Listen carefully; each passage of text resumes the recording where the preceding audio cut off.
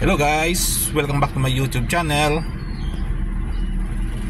Gusto bang mag-aral mag-drive or magmaneho ng sasakyan? Kung oo, ay sakto ang panood mo sa video ito dahil ang ating for today's video ay mag-share ako sa iyo ngayon ng ilang tips kung paano maging isang defensive driver o kaya ay kung paano maging isang maingat na driver. Unang-una, kapag ikaw ay sumakay ng sasakyan, wag kalilimutang magsuot ng seatbelt ito. Okay? Yan, panapansin nyo, umaandar na yung ating sakyan ha. Okay, naka-handbrake lang yan. Okay? Isusuot mo na ito ang aking seatbelt. Seatbelt, suot mo na. Importante yan. Oh, yan. Okay, yan. Nakikita nyo, nakalak na yan. Okay? Okay, para magkaroon man ng biglang aksidente ay yan ang magliligtas ng buhay mo. Okay? Susundo ako ng aking anak at share ko yung mga ilang tips habang tayo ay nagbibiyahe. So ilalagay ko muna itong camera dito sa aking camera holder. Okay? Ayan, so nakakabit na sa ating camera holder ang ating camera. Okay, let's go. Let's go. Para maging masabi kang isang defensive driver, bago ka mag-aral mag-drive, dapat kang kumuha ng student permit. Okay? Student permit muna ha. Para yun ang magsisilbing pinakapapel mo para hindi ka magkaroon ng problema kapag ikaw ay nahuli nag-aaral na walang student permit. Kakaroon ka ng violation agad sa LTO. Nag-aaral ka pala. Kaya dapat meron kang student permit muna. Punta ka sa LTO, kumuha ka ng student permit. Then mga 6 months pwede ka mag-aral. After 6 months pwede mo nang i-apply ng non-professional o kaya professional. Okay? Pero habang nag-aaral ka ng pag-drive, meron ka ng student permit, dapat sa tuwing ikaw ay mag-aaral mag-drive, meron kang kasamang professional driver. Okay? Meron ka dapat kasamang professional driver. Pwedeng kamag-anak mo o kaya ay kaibigan mo na merong professional driver's license. Bali siya ang magtuturo sa iyo kung ano yung mga dapat mong gawin habang ikaw ay nag-aaral mag-drive. Or pwede kang mag-enroll sa mga driving school kung meron kang sapat na budget, no? Diba? Meron kakayahan ka magbayad ng para pumasok sa driving school, pwede kang mag-enroll doon. So ang pinag-aaralan nila ng mga sakyan ay yung mga bagong sakyan ngayon. Pero since ilang kung talagang gusto mong maging professional driver, mas magandang pag-aralan mo muna ay manual. Ano? Bakit manual? Kasi yung automatic, madali ng pag-aralan yan. Madali ng pag-aralan ng automatic transmission. Pero yung manual transmission na sasakyan, medyo mahirap. Pero once na matutunan mo yan, ay madali na lang yung pag-aaral doon sa automatic transmission na sasakyan. Okay? So ano lang naman, tip ko lang naman yan. Ano? Nasa iyo naman, gusto mong mag-automatic muna dahil talagang wala kang pang-experience sa pagdadrive, gusto mo lang matuto ng mga ilang parang pag-arangkada na walang kahirap-hirap, hindi automatic ang pwede mong piliin. So it's your choice naman. Ano? Yun ay sa akin lang. Ano? Kasi sanay ako sa manual driving. Kahit long drive, sanay ako dyan. Pero mas gusto ko pa rin naman yung automatic driving, automatic transmission. Kasi nga kagandahan lang sa automatic transmission, yan ay maganda sa ipang-drive kahit traffic. Ano? Napakaswabe niyang ipang-drive kapag traffic. Pag manual ay ang medyo mahirap. Okay? So tuloy tayo dun sa paano maging defensive driver. Yan, kagaya niyan, kapag may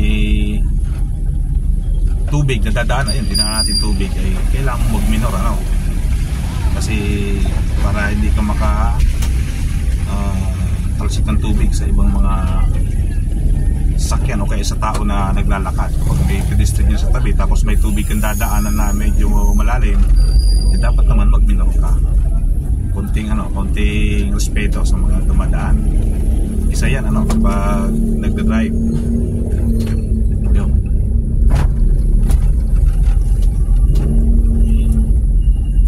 Tapos kagaya nito, itong dinadaanan natin, medyo makipot na kalsada ito. Halos, magkasya lang ang dalawang sakyan dito. Ay normal na maging maingat ka dito sa ganitong mga sa daanan. Dapat ay minor ka lang, ano?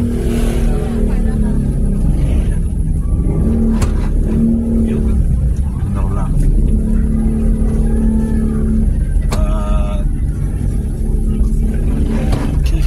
Sa lugar namin may inaayos na kalsada ngayon, nagwaway din ngayon dito. Sa bandang kaliwa, kita nyo may nagko-construction. Kasi palalawakin na yung kalsada dito, mas maganda naman. Yun ang konting problema dito sa pagdadrive. Kapag medyo makipot ang kalsada, laging dapat ay mabagal lang, ano? Kasi halos magkasya lang ang sasakyan dyan. So dapat ay alalay ka lang dyan, alerto ka dyan. Kagaya nyan, no? Luminaw na, may sinusundan tayong tricycle. Ayan.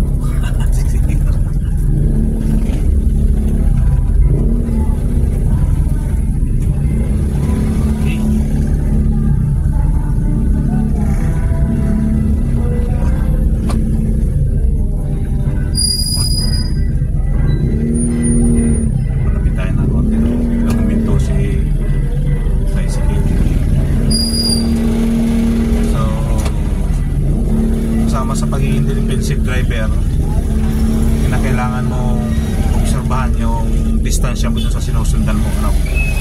Kung napansin nyo kanina, di ba, medyo napalapit tayo kasi biglang huminto si tricycle. Kanina medyo malayo-layo tayo, kaya kahit bigla siyang huminto, so nakapagpreno pa rin naman ako. Pero kung malapit ka doon at bigla siya nagpreno, ay tatamaan mo yun. Kaya dapat ay i-observe mo lagi yung sapat na distansya mo doon sa iyong sinusundan. Pinaka advisable na distansya sa sinusundan mo kapag nagda-drive, hanggat maaari ay kasyang dalawang sakyan. Okay? Para kung sakaling magpreno man bigla yung sinusundan mo, kahit paano ay hindi ka tatama sa kanya kasi meron ka pang sapat ng panahon para makapag-preno bago ka tumama sa kanya. Yung distansyang dalawang sakyan, ayos na ayos lang yan, no?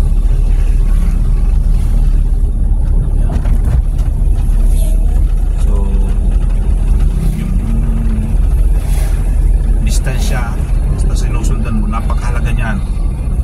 Kasi kung hindi ka maging maingat dyan, ikaw ang makakabangga, malaking problema yun. So kasi sa driving, mas magandang ikaw ang mabangga, huwag ka lang makabangga. Kasi pag ikaw ang nabangga, pwede kang maghabol doon sa bumangga sa'yo.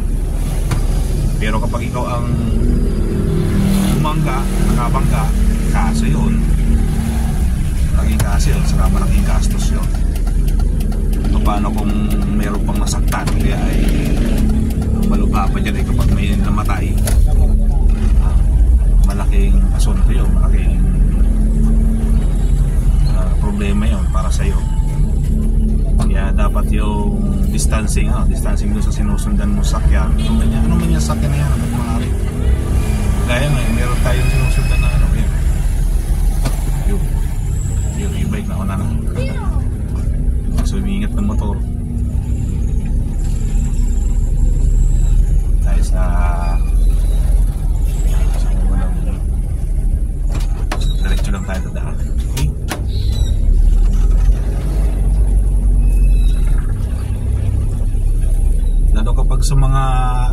expressway ka dadaan, halimbawa sa expressway ka dumaan. Ako pag dumadaan ako expressway, ang takbo ko ay mga 80. Ang binibigay kong distansya sa aking sinusundan ay mga 2 bus ang haba. Para malayo-layo yung distansya mo, 2 bus sa akin. Pero pag sa ganitong mga road lang, national barangay road, pwede na yung 2 jeep, pwede na yun. Ayos na yan. Yung mga takbo mo lang nun ay mga 40-50. Pwede na yung 2 jeep na distansya mo, safe ka na doon. Pero kapag nasa expressway ka, kinakailangan ang distansya mo hanggat maaari ay minimum yung 2 bus ang kasya doon sa pagitan ng sasakyan na sinusundan mo at saka ikaw.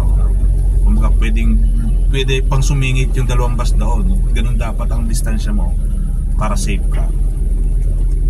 Kasi kapag mabilis ang takbo at biglang huminto yung nasa unahan mo, nasurpresa ka, nagkaroon ng problema, pati ikaw madadamay, diba? So dapat ay alert ka. Yung 2 bus na pagitan kapag tumatakbo sa expressway, minimum lang yun, safe na yun, medyo safe na yun. Kung medyo talagang maingat ka, pwede upang dagdagan kahit gawin mo 4 na bus, nasa yun na yun. Pero para sa akin yung 2 bus ay sapat na yun. Kailangan dun yung matinding pag-iingat talaga.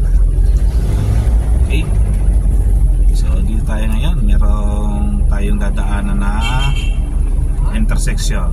Okay, kapag may dadaanan na intersection, kailangan hanggat maaari magbusina muna. Paramdam lang na darating ka. At full stop ka siyempre. Full stop muna. Okay, hintayin natin makalusot lahat. Malapit ang distansya. Ngayon walang traffic enforcer, kaya medyo kinakailangan kapag may pagitan na saka pwede ka lumusot. Kailangan ay alerto ka para masabing ikaw ay isang defensive driver. Kung maingat na driver, nakadepensa ka lang, hindi ka offensive. Kasi yung offensive driver wala nang ginawa yun kundi sumingit, mambusina ng mambusina. Ay, mali yung ganung attitude ng isang driver.